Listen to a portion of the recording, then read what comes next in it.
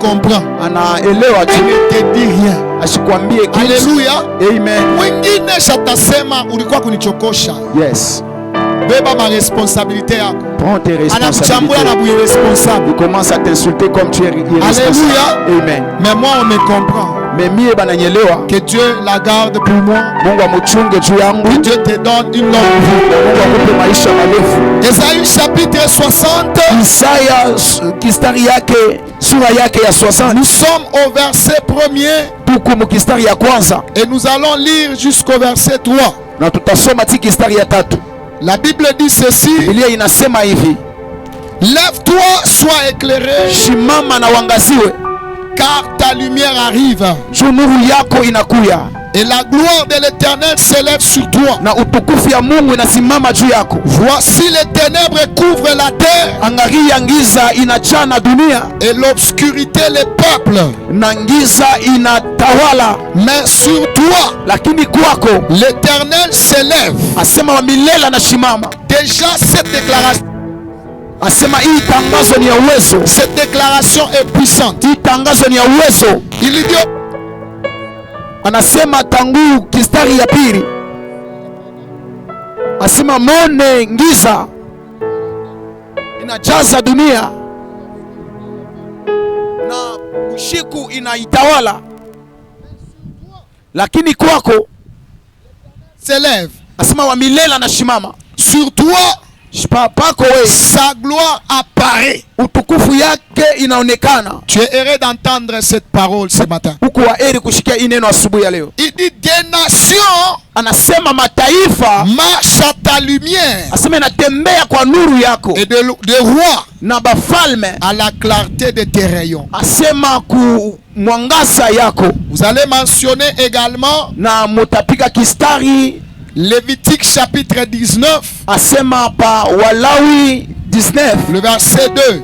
na kistari yake ya pili. Et Romains chapitre 8 na Waroma 8 le verset 5. kistari yake ya 5. Jean chapitre 4. Yohane 4. Plutôt 1 Jean chapitre 4. Yohana wa kwanza 4 le verset 17 na kistari yake ya 17. Et vous allez terminer avec Ecclésiaste 3 le verset 4. Na mtaisha na Ecclésiaste 3:4. Esaïe chapitre 60. Isaya 60 est en train d'annoncer une restauration ikunatangaza kutiliwa upya glorieuse de Jérusalem. Ya utukufu ya Yerusalemu. Parce que Israël a connu plusieurs fois l'exil. Nasema alienda kabisa sana. Laissez-moi aussi honorer un fils bien que je viens de voir dans la foule. Acha nipate kuheshimisha mtoto mimi naona mkinkuti. Polydor Mbouya. Voilà, est-ce qu'il peut faire ça? Voilà, Poli, que Dieu te bénisse. Le prophète Poli. Nabi Poli. L'homme de l'échographie. Yes. Alléluia. Amen. Et en tout cas, ma échographie à Ilandak. Amen. Amen. Hein? Kama ni jumeau. Si c'est les jumeaux, ce n'est que des jumeaux. Kama ni mwanaume ni mwanaume. Si c'est un garçon, c'est un garçon. Kama ni mwanamke ni mwanamke. Si c'est une fille, c'est une fille. Donc on a l'échographie ici. Yes. Ukitafute tu kwa onyoa se papa na tafuta. Alléluia. Amen. Que Dieu te bénisse. Mungu akubariki. Ni fils biologique. C'est le fils biologique. À maman Gracia. Kwa maman Gracia. Alléluia. Amen. Est-ce qu'on peut célébrer aussi la vie de maman Grace? Elle est là. Maman Grace. Elle est venue, elle n'est pas encore venue. Que Dieu nous bénisse abondamment. Je disais Esaïe 60 était en train d'annoncer une grande restauration. La restauration de Jérusalem. Je disais Israël. Dans son histoire, il a connu plusieurs déportations. Ainsi, lorsque vous lisez les livres de Matthieu, on va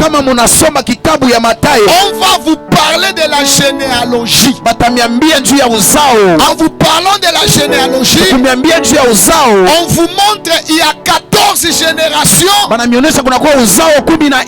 telle personne à telle personne. 14 générations de tel à Jésus-Christ. 14 générations de tel à la déportation. On a fait même mention de cela. Israël a connu cela. Israeli alipata kuishi. Maintenant, c'est arrivé un moment Sasa kulifika wakati moya où c'était l'empire de Babylone. ule kule ni empire ya Babiloni. L'empire de Babylone Empire ya Babiloni a assiégé Jérusalem. asema ilibeba utumwa wa Yerusalemu. Pendant qu'il a pris Jérusalem en captivité, Wakati alibeba Yerusalemu il mubutumwa, les avait amenés en exil. alibapelekaka muichi ya Et kigeni. maintenant, lorsque Dieu voulait restaurer Israël, Na wakati Mungu alipasha kumutilia upya il a Israeli, envoyé son prophète Esaïe. akatuma nabii wake Isaya. Et Esaïe est venu prophétiser Na Isaya akakuya kutabiri avant le retour de l'exil d'Israël. mbele ya kurudi kwa nchi ya C'est kigeni. ça même le contexte d'Esaïe 60. Nasema njoo ile wazo ya hii Isaya 60. Donc lorsqu'il s'agit de l'histoire, Na wakati inaelekea historia, c'est ce que nous pouvons retenir. ni ile tunaweza kushika. Bien-aimés dans le Seigneur, Mpendwa ndani ya Bwana, en méditant sur cette portion d'écriture, kukuchunguza pa hii maandiko il y kidogo, a une question importante que je me suis posée. kuulizo mwaka baila nilijiswali La question que je me suis posée na ulizo nijiuliza était de savoir, ilikuwa nijue est-ce que l'exil pour Israël eti kigeni kwa Israeli avait uniquement une raison politique, ilikuwa paka na sababu ya kisiasa, parce qu'il était question des nations, wala ilikuwa swali kwa et ces mataifa nations qui étaient en train de se battre. na mataifa ilikuwa na komana. Une nation cherchait l'autorité sur une autre. Sema mataifa ilikuwa natafuta madaraka pa Mais ingine. lorsque je suis allé faire des recherches, Wakati nilienda kutafuta, on m'a renseigné ceci, wananifundisha hivi, que l'exil pour Israël, asema kwenda mukigeni kwa ce Israeli n'était pas une raison politique. haikukuya sababu ya kisiasa, Ce n'était pas un hasard politique. haikukuya tu kwa uwezo wa Mais il y kisiasa, avait derrière ces choses-là lakini ilikuya nyume ya ile mambo. une raison spirituelle. Asema sababu moja ya Et kiroho. la raison spirituelle en question, Ile c'était quoi? sababu ya kiroho ilikuwa ni nini? C'était l'idolâtrie d'Israël. Ilikuwa ni kuabudu sanamu kwa Et Israeli. lorsque Dieu voulait corriger son peuple Na wakati Mungu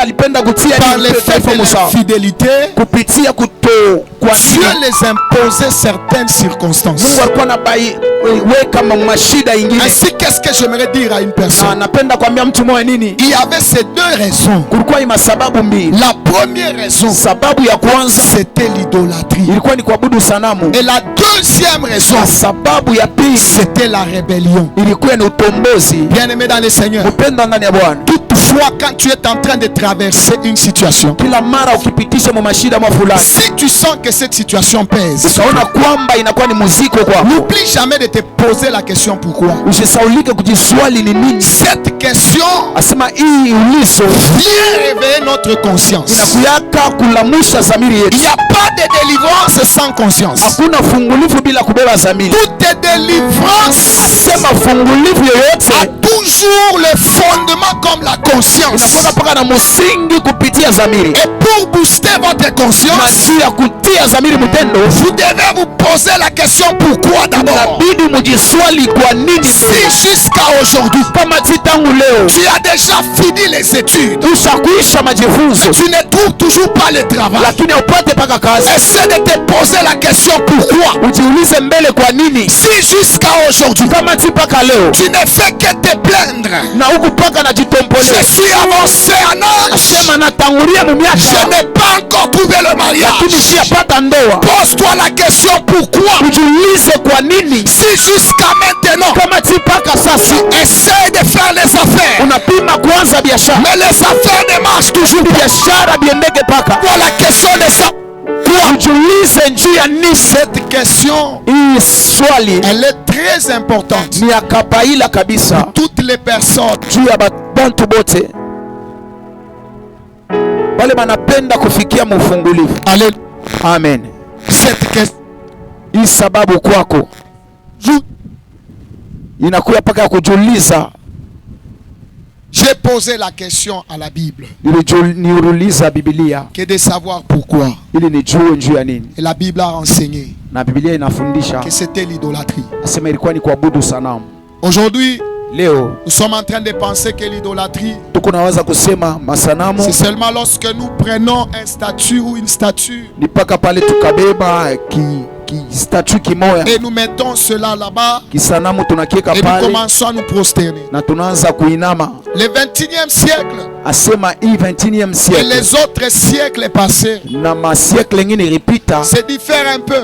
Inachana mbele. Parce qu'en soi, Njoo lorsque on a donné la raison qu'il s'agit de la rébellion wakati banaleta sababu ya utombozi et de l'idolâtrie, na kuabudu sanamu, c'est-à-dire on fait allusion de Dieu. Nikusema banafanya kuile nelikia Mungu. Israël lui-même, asema Israeli ye mwenyewe par son nom, ça veut dire kupitia jina yake ni kusema règne avec Dieu. Asema tawala pamoja na Mungu. Et Israël s'est détourné de Dieu lakini Israeli ajiditenga pour na Mungu aller chercher d'autres alternatives. ili akatafute tena kwingine tajiunga. Serait considéré comme un péché grave. Asema yele ilibebwa kama zambi munene. Et devant Dieu c'était une rébellion. Na mbele ya Mungu inakuwa ni utombozi. Et comme certains le font, na sasa vile bengine wanakuwa naifanya pour aller plus vite, jua kwenda mbio, être idolâtre, asema kuu ya mwenye wa kuabudu ça sanamu. veut dire quoi? Ni kusema nini? Dans ce siècle présent, Mu ulimwengu ya sasa, c'est lorsque tu fais passer quelque chose ni wakati unapitisha kitu kimoja fulani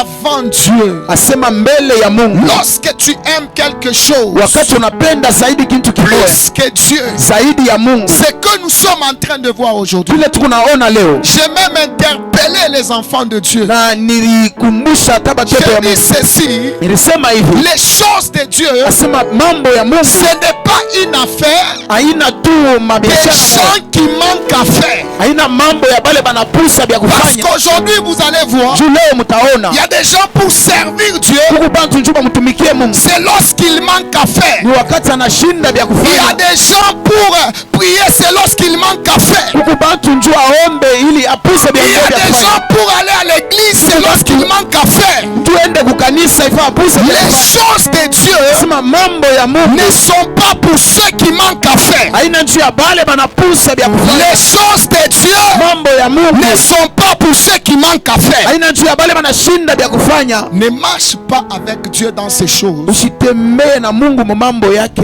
Lorsque tu manques à faire, Wakati unashinda bya c'est kufanya alors tu es à l'église. ni kule sasa huko kukanisa. Lorsque tu manques à faire, Wakati unashinda bya c'est kufanya alors tu peux aller ni servir. kule sasa unaweza kutumikia. Non, Hapana, Dieu Mungu doit passer avant tout. anapasha Même kupita quand kabla tu ya as ton travail là, hata kama uko na kazi ton yako, travail doit rester derrière kazi Dieu. yako inapasha kubaki nyuma. Dieu doit être devant. Mungu anapasha Je kukuja. ne suis pas en train de dire Mishi que seme tu commences à t'absenter au travail. sema uanze kulofa kukazi. Non, Hapana, mais à certaines personnes, lakini kuku bantu wengine depuis qu'il a trouvé le travail, tangu alipataka kazi, même ces temps de repos, hata wakati ya il mapumziko ne yake passe plus à l'église. asipitake kama Il ne kukanisa, fait plus même l'évangélisation. asifanyake hata Il ne injili, fait pas ce que Dieu lui a appelé à faire. asifanyake kile Mungu anamwita kufanya. Parce que pour lui, Ya nini njoo les choses de Dieu sema mambo ya étaient Mungu comme pour ceux qui manquent à faire. ilikuwa saa ya bale bashinda Après bya qu'il a kufanya, trouvé quoi faire, kisha kupata bya il kufanya va se débarrasser des choses de Dieu. anachana na mambo ya C'est Mungu. le christianisme actuel. Kikristu kia hapa sasa Beaucoup de gens font ça. bantu bamingi banaifanyaka. Idolâtres que nous sommes. Asema tunabudu masanamu mwile mambo. Alléluia. Amen.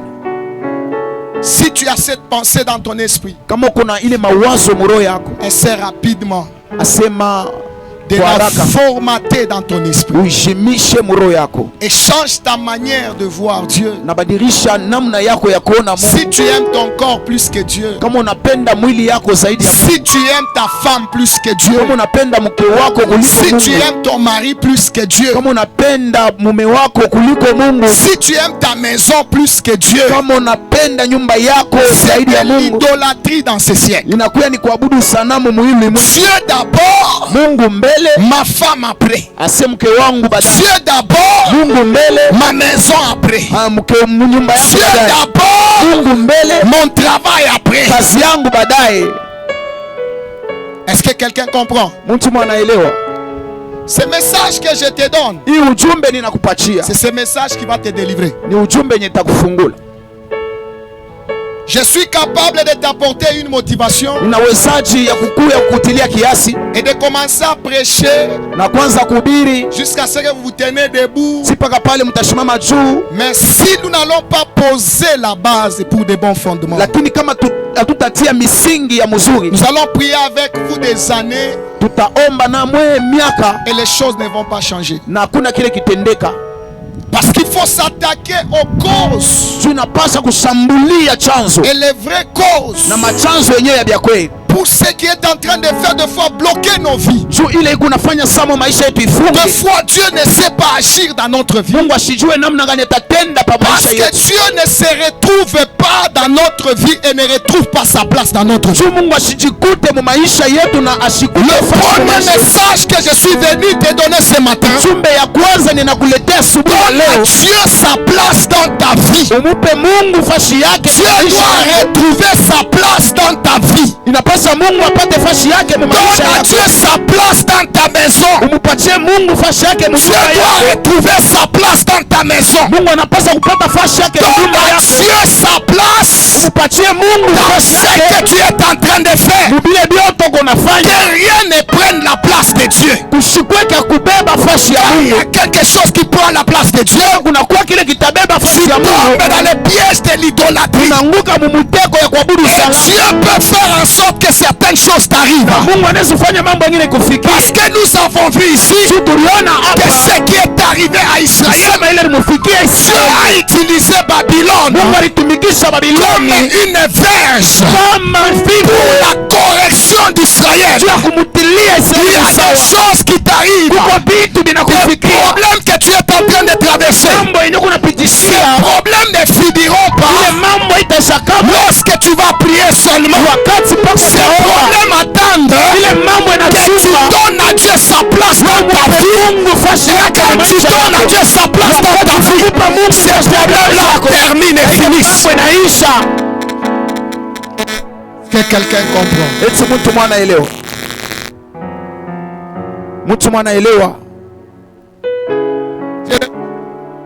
Ce qui te tarde toi-même, il y a d'autres choses, nous sommes en train de les tarder nous-mêmes. Le problème c'est d'agir. Le problème c'est pas seulement demander. Le problème aussi c'est agir. Et pendant ce moment, c'est que Dieu te demande d'agir, que tu donnes à Dieu sa place. Et le Saint-Esprit ce matin veut parler à une personne, et cette personne qui a vécu l'humiliation. Parce que c'est le temps où Dieu est en train d'annoncer la restauration. Tu as peut-être traversé un moment de honte.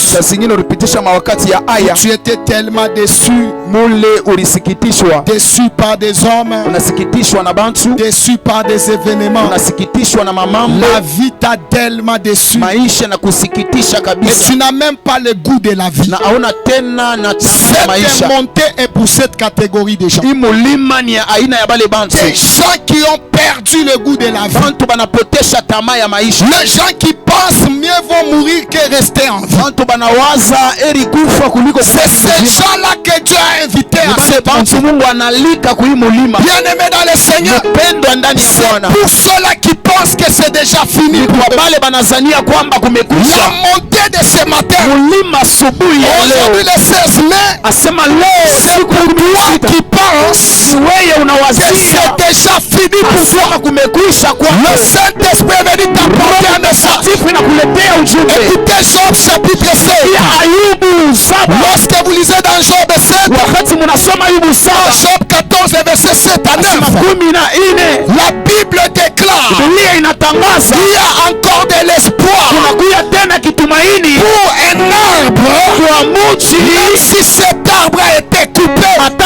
C'est pour toi, je suis venu dire à une personne, toi qui pensais que c'était fini, toi qui pensais que c'était terminé, j'appelle Job, et Job est en train de te dire, il y a de l'espoir pour un arbre, même si cet arbre est coupé.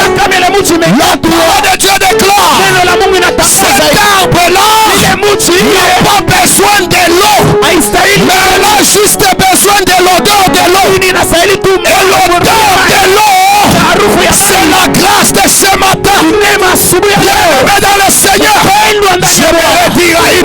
La mort de ton papa ne peut pas changer le plan de Dieu.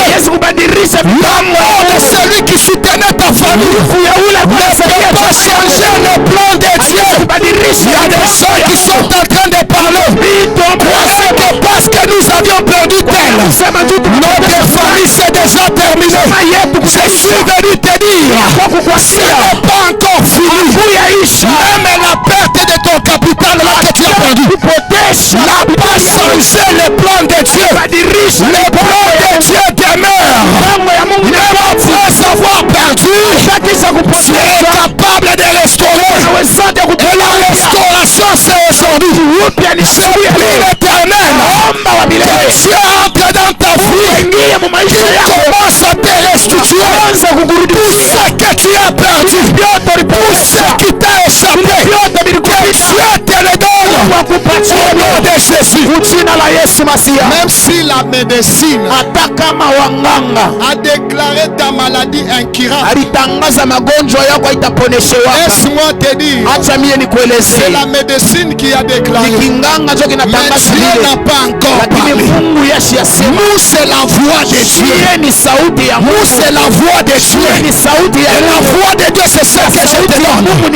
Dieu envoie te dire tout ce que tu as rencontré et tout ce dont par quoi tu es passé n'ont pas changé le plan de Dieu. Le jeu des gens ne changera pas le plan de Dieu. Les gens peuvent te rejeter, mais Dieu, la parole de Dieu me dit, il est miséricordieux.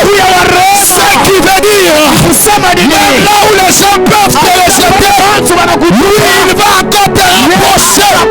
Ainsi ce matin, je suis en train de prier que le ciel, le plan de Dieu s'ouvre sur ta vie.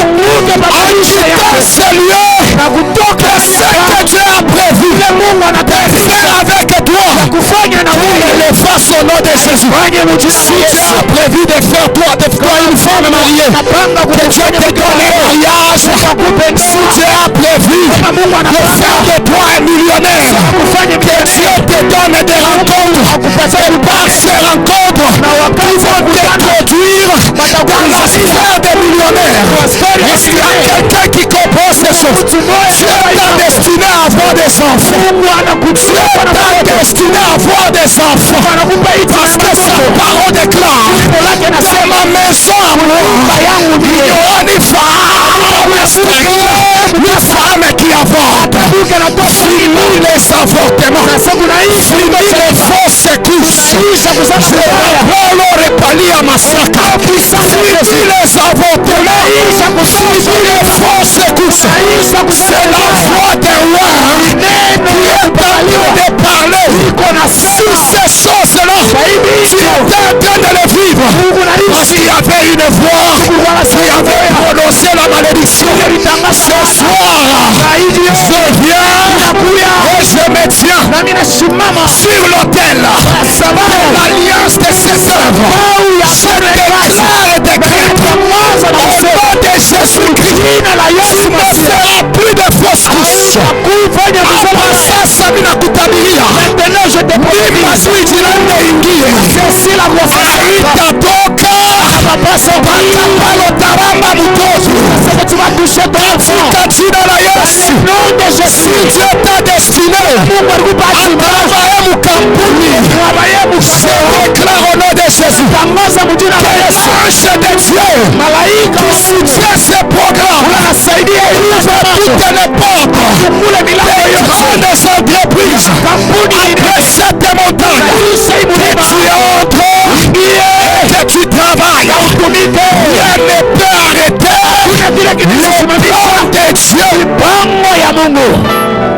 Même la malédiction de ta famille ne peut pas arrêter le plan de Dieu. Lorsque tu vas descendre de cette montagne, descends avec du pur spirituel. Quand je descends, rien ne peut arrêter le plan de Dieu dans ma vie. Je descends avec l'orgueil spirituel. Même la société sorcellerie de la maison de ton père, même la sorcellerie de la maison de ta mère, même les hôtels de la maison de ton père, même les hôtels de la maison de ta mère, ne peut arrêter le plan de l'éternel.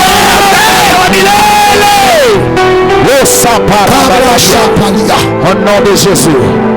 Au nom de Jésus. Rien ne peut arrêter. C'est le message que le Saint-Esprit m'a envoyé. Il va dire et rassure mon peuple. J'ai le mandat de vous rassurer. J'ai la mission de vous rassurer. Je suis le porte-parole de Dieu. Ce que je suis venu vous apporter, c'est ce qui s'est décidé dans le conseil céleste. Lorsqu'on était en train de parler avec lui, il m'a dit, Joël, va dire à mon peuple, rien ne peut arrêter mon plan sur leur vie. Ce que Dieu a dit, tu les verras arriver. Tu les verras arriver. Je disais, pose-toi la question pourquoi. La question pourquoi va beaucoup t'aider. Gédéon a fait cet exercice. Malgré qu'il a entendu que Dieu a envoyé l'ange. L'ange a dit à Gédéon que Gédéon va en guerrier. Il a parlé tout ce qu'il a dit. Lorsque vous prenez Juge chapitre 6, verset je crois 23, vous descendez. Soit 12, 13, vous descendez. Là que vous allez trouver, Gédéon a posé à l'ange la question. Il dit à l'ange, je ne refuse pas tout ce que tu dis. Mais si Dieu est le Dieu de nos pères, pourquoi toutes ces choses nous arrivent-elles? Il a posé cette question. Quand Gédéon pose cette question, il m'ouvre l'intelligence que j'arrive à comprendre qu'il y a des souffrances qui peuvent arriver dans la vie de quelqu'un par trois domaines principaux. Le premier domaine de la souffrance, il y a des souffrances qui viennent parce que toi-même tu es allé provoquer des choses. Il y a des souffrances qui arrivent, c'est parce que tu as péché comme Israël a péché. Tu as utilisé les Babyloniens pour les amener dans la servitude. Israël a commencé à souffrir. L'objectif de Dieu c'était de les ramener. Alors toi aussi, tu dois savoir une chose. Il y a trois domaines. Le premier domaine, c'est la souffrance qui vient de tes actes, qui vient de ce que tu poses comme acte dans ta vie. C'est cette souffrance-là que nous appelons le salaire du péché. Bien-aimé dans le Seigneur, le péché tue, le péché ouvre des portes. Lorsque Dieu a créé le monde, il a créé le monde en équilibre. Toutes les choses étaient bien. Mais la parole de Dieu déclare, parce que Dieu a créé, il a dit Dieu a créé des choses. Il a dit que c'était bon. Des choses étaient bonnes. Mais lorsque l'homme a ouvert la porte, la porte c'était le péché. La mort est entrée. La souffrance est entrée. La maladie est entrée. Il y a des choses que tu as fait entrer dans ta vie à cause de tes actes que tu as posés. Et Dieu te rappelle ce matin d'abandonner et de revenir. De revenir à lui. Maisha ya zambi, La vie du péché, ni maisha mfupi. c'est une vie très courte. Mtu alifupisha maisha mashiku yake ya bujima. L'homme a raccourci sa vie sur terre à cause ya zambi. Kwa ajili du péché. Mungu asikumbake mtu njo akufe. Dieu n'avait pas créé l'homme avec mtu alipotesha utukufu ile Mungu alikuwa shakumvika. L'homme a perdu la gloire que Dieu l'avait revêtue ya zambi, à cause du péché. Mtu anafupisha mashiku yake. Et l'homme a raccourci sa vie. Alléluia. Amen. Nishiwe na wewe. Et je ne sais pas ton cas. Ni mulango kani ulifungula. Quelle porte que tu as ouverte. Mungu anakuita. Et Dieu t'appelle. Anakonesha kusema nakupenda. Il te dit qu'il t'aime. Kiamana zaidi. Et le plus important, funga ile mulango. Il faut fermer cette porte. Uko bingine tunangaika navyo. Il y a d'autres choses, nous sommes en train de souffrir. Milango peut-être bazazi bakifungula. Ce sont des portes que les parents ont ouvertes. Et je prie pour toi ce soir, ou soit ce matin, que toute porte que tes parents ont ouvertes, que cela n'introduise plus le mal. Et toi aussi fortifie-toi. Ferme toute porte que tu as fermée. Que personne ne fouille la joie de ces mondes. C'est une joie éphémère. C'est une joie éphémère. Va demander. Ceux qui se sont frappés à poitrine, pensaient qu'ils étaient ils se croyaient qu'ils connaissaient la fin de la connaissance. Et il y avait la mort. Il y a les gens que nous avons terrés à cause des portes que Dieu t'accorde jusqu'aujourd'hui. Il t'a laissé la vie jusqu'aujourd'hui. C'est le temps que tu puisses faire parce que Dieu a quelque chose à faire avec ce qu'il veut faire avec toi. Et le deuxième domaine, et de la souffrance qui arrive aux gens. Il y a des souffrances qui sont d'origine divine. Et les souffrances d'origine divine, c'est que nous appelons parfois des épreuves. Quant à ce qui concerne les épreuves, il y a des engagements que nous avons pris avec Dieu. Et parfois le Seigneur, pour tester notre fidélité, Dieu éprouve notre foi. Ainsi Dieu est en train de te dire une chose que tu dois faire. Garde ta foi. Parce que le monde est dans une crise d'apostasie. Les gens sont en train de perdre la foi. Comment les gens perdent la foi? La Bible dit Romains chapitre 8 le verset 5. Paul est en train de poser une question. Qu'est-ce qui me séparera de l'amour de Christ? Aujourd'hui le monde, comme je l'ai dit, est en train de traverser la crise de la foi et dans l'apostasie. Il y a des gens à cause de l'amour de l'argent, ils ont abandonné l'amour de Dieu. Ils ont arrêté d'aimer Dieu. Ils ont arrêté de s'attacher à Dieu à cause de la célébrité. Il y a des gens qui se sont décidés pardonner de se séparer de Dieu à cause de la promotion, à cause du travail, à cause bien des gens aujourd'hui que nous avons appris à cause du fait qu'ils étaient à la quête de la promotion. On les a initiés dans l'occultisme. La promotion les a séparés de l'amour de Christ. Le monde est dans la crise. La crise de la foi. Où sont ces gens-là qui vont défendre la foi, qui vont défendre Dieu? Quand on va les proposer, voilà, si tu veux bien rouler aussi la lampe griseur, viens dans notre loge, que ces gens-là diront mais je refuse, je choisis Jésus, et je demeure Jésus. Qui sont ces gens-là? On peut les trouver où? On peut les trouver où? À cause de la foule. Nous voyons aujourd'hui des mains des hommes de Dieu entrer dans des pratiques, abandonner la foi et la pureté. Beaucoup ont abandonné la foi et la pureté parce qu'ils veulent la foule.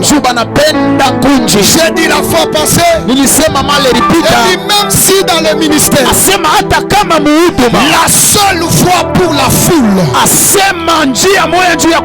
restera la cabale, moi je préférerais ne pas avoir la foule et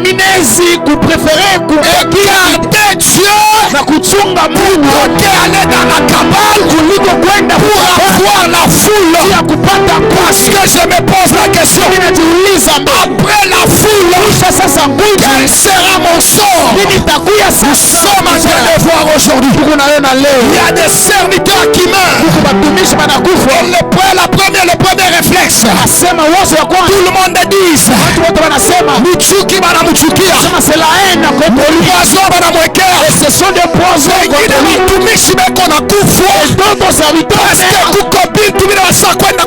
Parce qu'il y a des choses qui ont tué.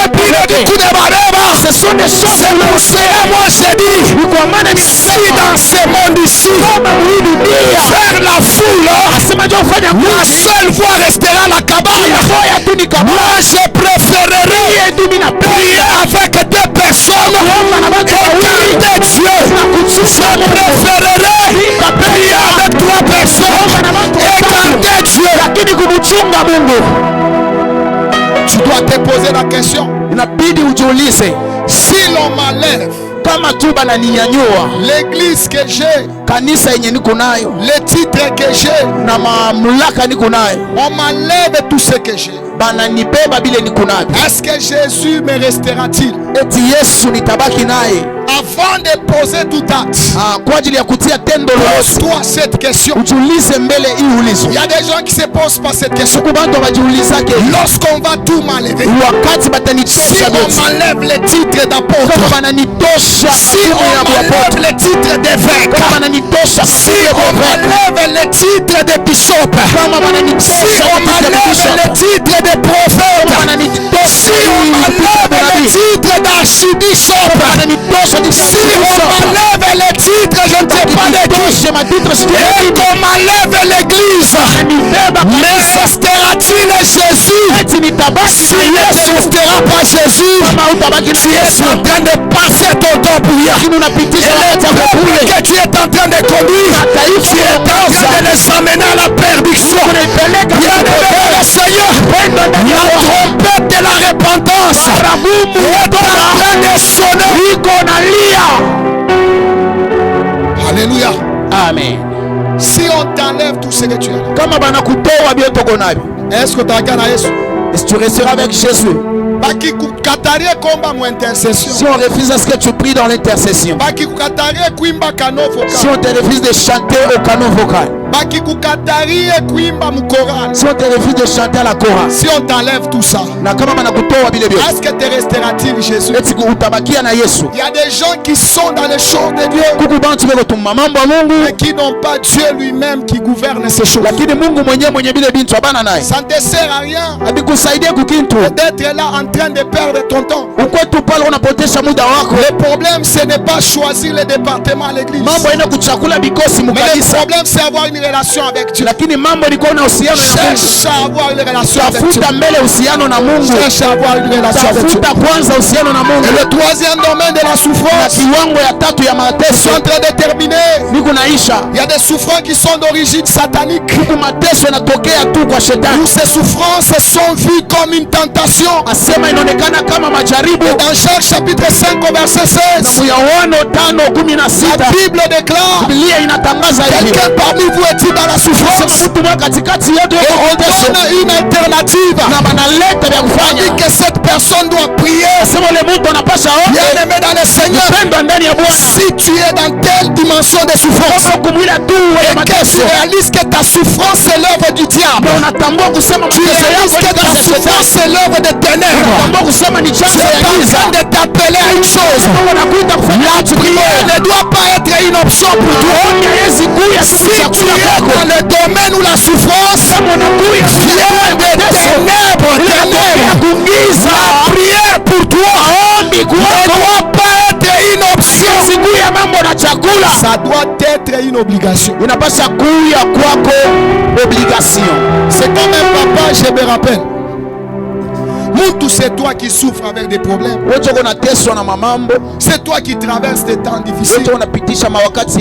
Mais quand on te demande d'aller prier, le papa là nous disait, ça paraît comme qui dirait, on nous demande d'aller pousser l'éléphant.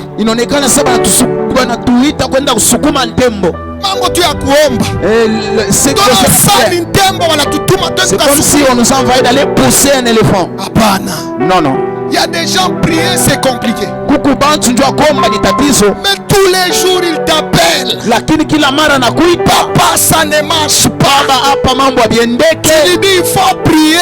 Il y a des souffrances comme ça. La Bible dit quelqu'un parmi vous. Et puis dans la souffrance, est-ce qu'on a dit qu'il a expliqué à son pasteur? Est-ce qu'on a dit qu'il commence à se lamenter? On a dit cette personne là, si il veut voir sa souffrance terminée, la personne doit prier.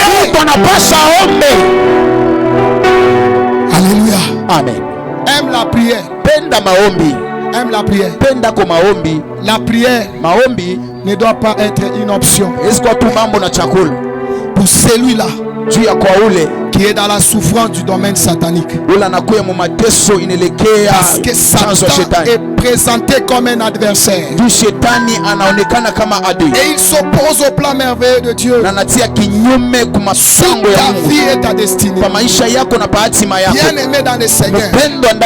Au début de l'année, nous étions en train de parler en ce qui concerne la compréhension prophétique de l'année. On a dit l'année que vous voyez n'est pas un simple changement de date et de calendrier. Mais l'année que vous voyez, c'est un champ de bataille. Tous les jours le diable s'élève et monte des stratégies pour voir comment te pousser à abandonner Dieu, à tomber dans des pièges. Il travaille nuit et jour. Tu vois que des blocages. Ces blocages là, ce n'est pas un hasard. Tu es dans des blocages. Et tu es né dans une famille qui n'est pas aisée. Et puis tu es une femme à côté des autres. Ils viennent où elles viennent te dire, moi il y a tel qui me donne l'argent pour acheter la lotion. Tel me donne l'argent pour acheter les habits. Tu peux un jour, si tu ne fais pas attention, parce que la foi vient de ce qu'on entend, tu risques aussi de commencer à reproduire la vie de celui qui est à côté de toi. C'est pourquoi tu ne dois pas tolérer la durée de la souffrance sur ta vie. Ne tolère jamais s'il y a quelqu'un qui vit les blocages. Je prie et je lève ma main droite. Je déclare et décrète aujourd'hui à l'instant même toutes les puissances de l'enfer qui étaient en train de te poser les blocages, que cette puissance soit renversée et neutralisée au nom puissant de Jésus. Tu ne vas pas tomber, tu ne vas pas céder, tu ne vas pas tomber et tu ne vas pas céder. Il a dit la première des choses, il a parlé Israël. Parce que Jérusalem était longtemps humiliée et détruite. Et Dieu était en train d'appeler Jérusalem à briller. Je veux dire à une personne, il y a un temps pour tout. Prenez Ecclésiaste 3, au 4e verset, la Bible déclare il y a un temps pour tout, assez c'est assez. Il y a un temps pour souffrir, il y a un temps aussi pour se réjouir. Mais cette montée est venue ouvrir une saison. Je suis en train de te connecter à la grâce d'un nouveau départ. En descendant de cette montagne, finit la saison de la souffrance. De la même manière que nous sommes en train de clôturer la saison des pluies, je viens clôturer aujourd'hui la saison de la souffrance, la saison de blocage. Je viens clôturer aujourd'hui. Il y a un temps pour tout, il y a un temps pour naître, il y a un temps pour mourir, il y a un temps pour embrasser, il y a un temps pour relâcher, il y a un temps pour accepter, il y a aussi un temps pour refuser. Maintenant là, c'est le temps de refuser. Je refuse au nom de Jésus. Avec ma vie, je refuse. Je refuse. Avec ma santé, je refuse. Avec mes enfants, je refuse. Avec ma maison, je refuse. Avec mes projets, je refuse. Leo wanacheza sante sana. Leo tunakatala. Ile michezo inaisha. Anza kusema pale huko. Ile michezo inaisha. Wanakucheza sana. Matestu unaenda kufanyaka. Akili kunayo ya mingi. Na kukuta bakutake. Paske kukusangaji. Paske kuko muyopla. Paske kuko mtu mwanishiriwe. Asa kusimama pa porti ya kazi yako. Ile michezo inaisha leo. Ile michezo leo inaisha. Ile michezo leo inaisha. Na mambo ya tumbo yako wanachezea tumbo yako sasa. Ile michezo leo inaisha. Analeta makelele mundoa yako sasa. Ile michezo leo inaisha. Au nom de Jésus. Oui, c'est Dieu qui parle. Ma déception, masikitiko, ni pas qu'au frère anakuya. Et le frère peut venir. Et puis anenda. Et après il part. Michezo ile naisha. Cette blague ça se fait. Alléluia. Amen. Parce que ni baloji ba mkisenji. Parce que ce sont des sorciers de coutume. Oui, indigènes. Yes. Comme on a mis ici en français. Juba ishike bien. Yes. Na sele michezo yafani. Et cette blague-là, cette blague, ça suffit maintenant. Alléluia. Amen. Yes. Mizani. Alléluia. Amen. Bankuangaisha sana. T'as beaucoup souffert. Banakuteswa sana. T'as beaucoup souffert. Ukuna akili sana. Tu es très intelligent. Mais maisha ko. Mais ta vie à toi, ça ne correspond pas à la vie que tu as. Cette blague-là, ça suffit. Cette blague-là, ça suffit. Alléluia.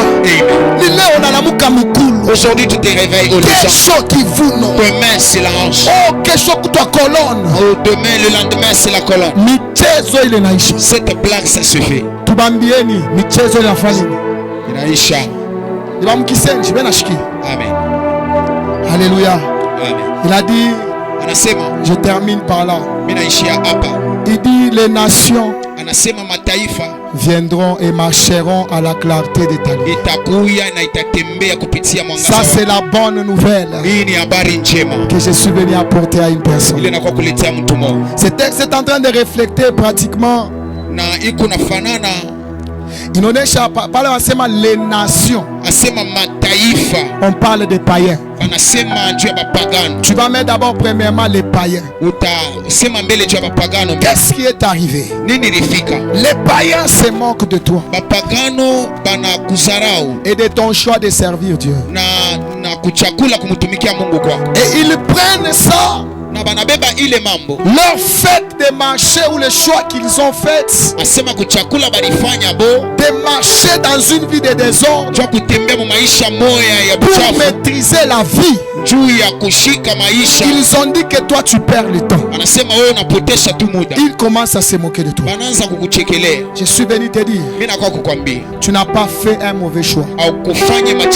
Servir Dieu, aimer Dieu, être attaché à Dieu n'est pas un mauvais choix pour toi. Je suis en train de te dire que tu es de bon côté. Tu as choisi les bons côtés de l'histoire de ta vie. On dit les nations marcheront à l'éclat de sa lumière. Il y a des païens qui verront comment Dieu va exploser sa gloire dans ta vie. Ils viendront te demander qu'est-ce que tu as fait exactement. Tu as dit, elle dira ceci: j'ai fait ce que vous êtes en train de vous moquer de moi. Dans les tempêtes, je ne vais pas abandonner un homme. Dans les vents, je ne vais pas abandonner un homme. Quand c'était difficile, je ne vais pas abandonner un homme. Que rien ne te donne la raison d'abandonner Dieu. C'est le choix le meilleur que tu as déjà fait dans ta vie. Malgré que cela n'est pas facile, c'est le meilleur des choix que tu as fait dans ta vie. Il y a une gloire qui est en train de venir. Et Dieu fera de toi la bénédiction de ta famille. À partir de ce que Dieu va faire dans ta vie, il y a une élévation qui est en train de venir. Et Dieu fera de toi la bénédiction de ta famille. Parce que c'est prévu que les nations marchent à la clarté de ta lumière. Dieu va te donner manfranga moya. Na ile manfranga ndio utaanza kushana mambo ya kisasa. Mungu atakupatia kazi ya mzuri. Anajua kusema wewe ndio pilie ya familia. Atakusimamisha ya kweli. Na utakuya msingi. Utakuya nasaidia familia kutoka kwako pa hii mulima. Ninatangaza pa maisha yako utukufu ya Mungu vianze kushuka ikufunike. Kule kote walikukatala hautende tena kukonkolako na utafika tu na shimama. Wanasema kuya ingia mwaka ikunakuya hivi ulikuya hapa haina vile utakuya ile mwaka ingine. Kuko watu watakuya hapa ba directeur, kuko watu watakuya hapa ba entrepreneur, kuko watu watakuya hapa ba mama mapasa, kuko watu watakuya hapa batumishi ba nguvu, kuko watu watakuwa kutupresente ba bwana yabo, kuko watu watakuwa kutuambia kusema après les 16 j'ai fait mon mariage au mois de septembre. Je suis finalement chez moi et j'ai mes 2 enfants. Est-ce que tu peux acclamer le Seigneur? Je prie que Dieu fasse quelque chose. Que la lumière de Dieu luise. Que la grâce de Dieu te couvre. Que la puissance de Dieu marche avec toi. Que la grandeur de Dieu soit attachée à toi. Que la guérison te couvre. Au nom puissant de Jésus, que Dieu t'accorde la délivrance. Il reçoit ta délivrance aujourd'hui. Tout ce qui est en train de retarder ta vie, le combat qui retarde ta vie, que ce combat tombe ce matin.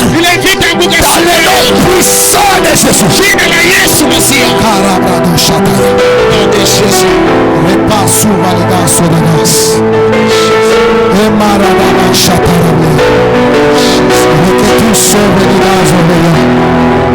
Je prie que Dieu te visite. J'ai pris que Dieu te visite. Avant que nous puissions prier, avant que nous n'approchons, les serviteurs qui vont nous conduire dans la prière après le message.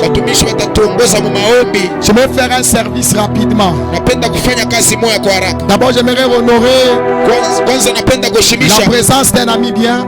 C'est un évangéliste puissant, quelqu'un qui a la parole de Dieu en lui. En tout cas, il a toujours été là. Aussi lorsqu'on a des programmes, je vois une seule fois seulement. Il a travaillé avec moi à Shekinah. Ceux-là peut-être qui peuvent avoir bonne mémoire, ils vont se retrouver. C'est mon ami l'évangéliste, j'aime bien l'appeler grec noir. Yes. Alléluia. Est-ce qu'on peut acclamer l'évangéliste en scène? Je Dieu vous bénisse. En Dieu, je suis très content.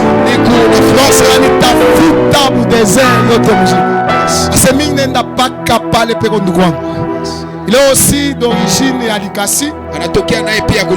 Donc quand vous le voyez fier là en train de me suivre, à un moment donné on est Julisa. C'est lui ou c'est pas lui?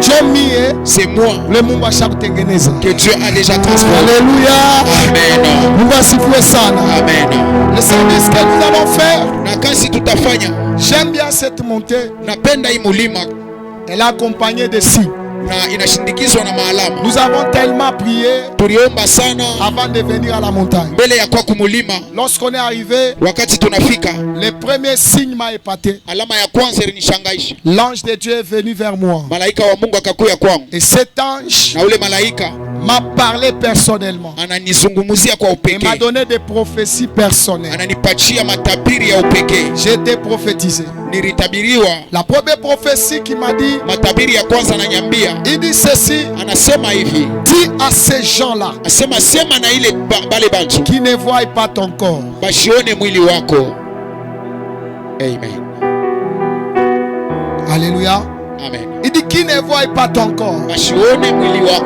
Tu es petit dans le corps. Tu es trop jeune.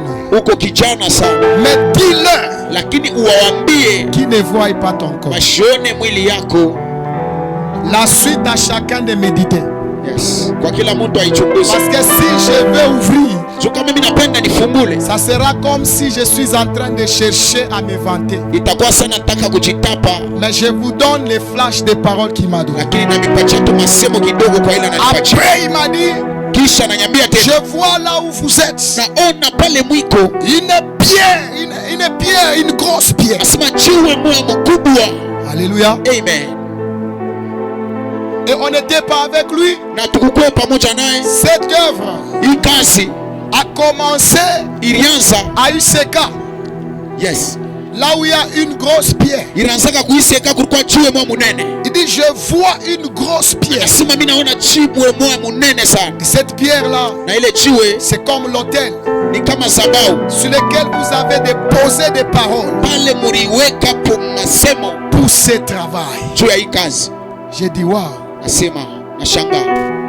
En troisième, il m'a dit, nous sommes dans une génération. Pendant que j'ai passé, ce qui m'a attiré vers toi, je voyais sur ton front une lumière comme la torche.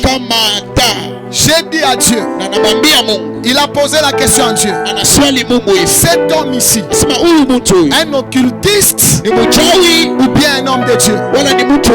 Il dit, Dieu m'a dit, il est mon serviteur. Je l'ai choisi depuis le sein de sa mère. C'est mon serviteur. Et je lui ai donné une mission. Alléluia. Amen. C'est ce qu'il m'a dit. Il a dit dans ce monde, Beaucoup de jeunes gens ont déjà touché aux choses. Quand j'ai vu les signes sur ton front, réflexe ya kwanza ni kwa nayo. Je disais que cet homme ici a touché au fétiche.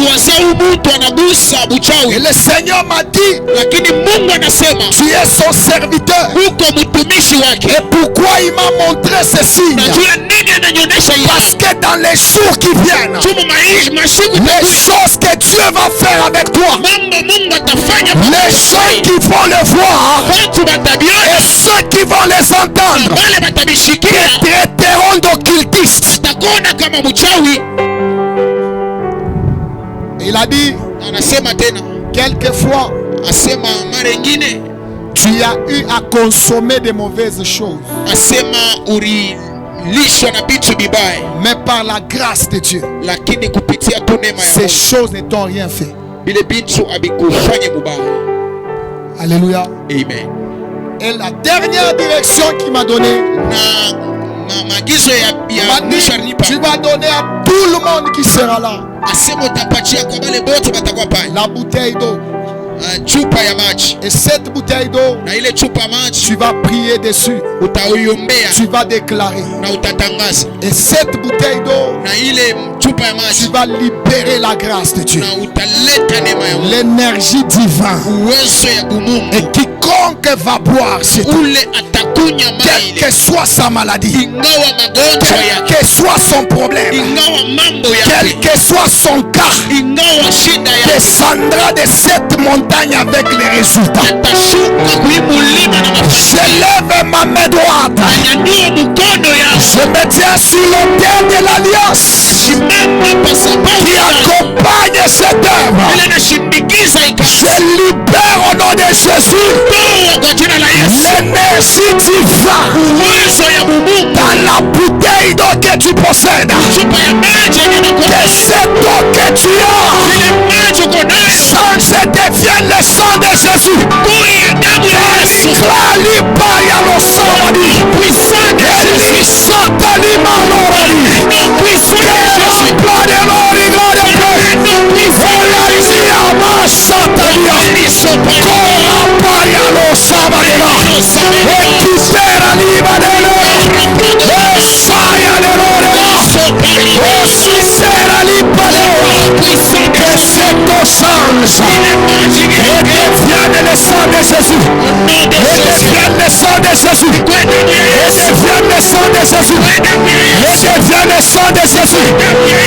Apocalypse, la Bible me dit, il leur avait vaincu à cause du sang de l'agneau. Que la bouteille d'eau que tu as reçoive une énergie spirituelle, quel que soit le combat qui est sur ta vie.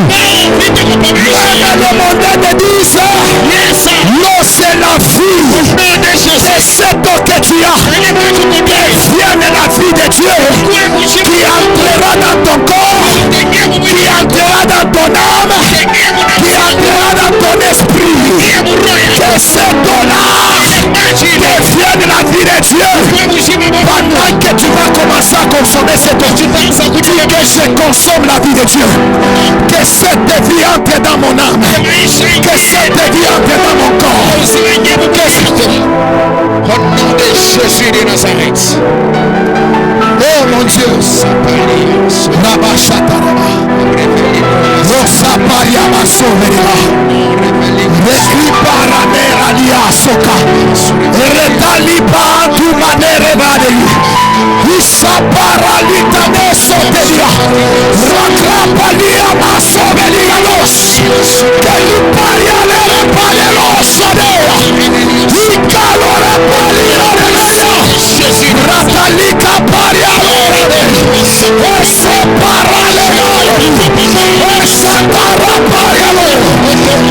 à faire cette prière.